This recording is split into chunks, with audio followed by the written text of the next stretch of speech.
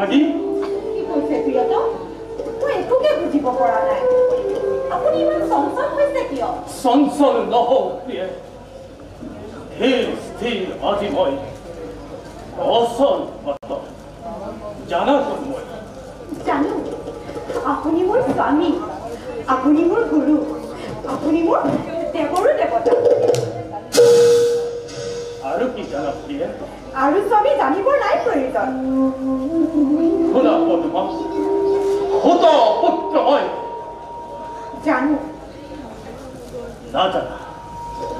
নাজানা প্ৰিয়ে সুত পুত্ৰ মই আছিলো এদিন আজি হলো কুন্তীৰ পুত্ৰ জ্যেষ্ঠ পাণ্ডৱৰ উপহাস নুহে প্ৰিয়ে মাতা আহি নিজ মুখে যমুনাৰ তীৰত কৈ গল আজিৰ প্ৰভাতত ৰাধাৰ নন্দন তুমি নহয় জ্যেষ্ঠ পুত্ৰ তুমি মোৰ প্ৰথম তনয় দয়াময় আপোনাৰ অনন্ত লীলা অপাৰ কৰুণা নহয় প্ৰিয়ে ই যে প্ৰতাৰণা নহলে ব্যৰ্থ কৰি জীৱনৰ সোণালী গৰিমা ক্ষীৰ পাতি লৈ লৈ ঋষিৰ অভিশাপ যৌৱনিকা পৰাৰ আগতেই জানিলো হেতেন জানো ৰাজ ৰাজেশ্বৰী কুন্ত্ৰী মাতৃ বুলি স্বাৰ্থপৰ স্বাৰ্থপৰ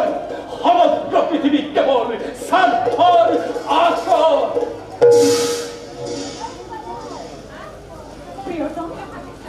শুনা পদ্মা কলংকৰ কালিমহালি শৈশৱৰে পৰা সহিলো যাতনা কত কত অপমান কতা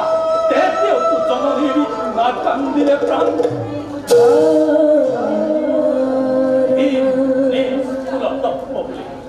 আশ্চৰ্যপূৰ্ণই অস্ত্ৰ শিক্ষা নিদিলে দুৰ্পদীৰ হীন বুলি নিজ বুলি দুৰ্পদ পেলাই কৰিছিলে কত অপমান উত্তম বুলি বৰ মাল্য দাম কতা প্ৰিয়ে তেতিয়াওতো জননীৰ নাকান্দিলে প্ৰাণ আৰু আজি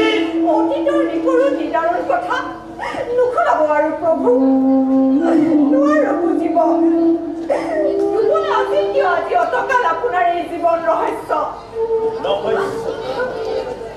ৰহস্যৰ বাবেই পদ্মা জীবন ৰহস্য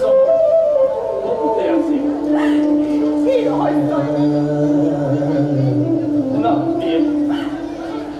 কুমাৰী আছিল মোৰ জননী তেতিয়া আদিত্যৰ তেজত দেখা পালে তেতিয়াই কৰ্ণৱ কুমাৰ কলংকৰ চেকাটো নিকা কৰিবৰ হেতু উপায় আছিল মাত্ৰ নিসহায় নেত্ৰুকী কৰ্ণ মাটিৰ পুতলা সদায় অকাতৰে অম্লান পদনে নদীৰ গৰ্ভত প্ৰিয়ে বিপদ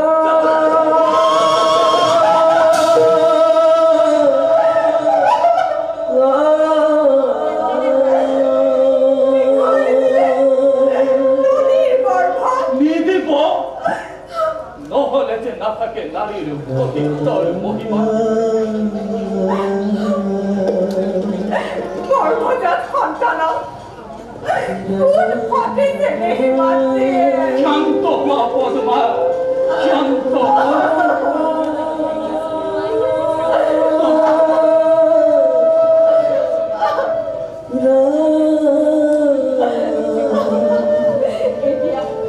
এতিয়া কি কৰিব প্ৰিয়তম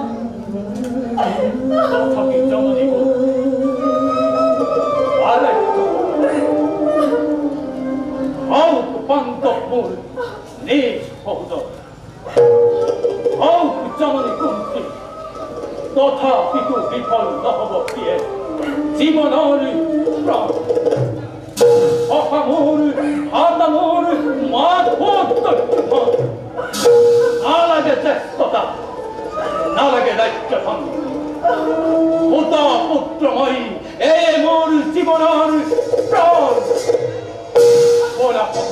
বলা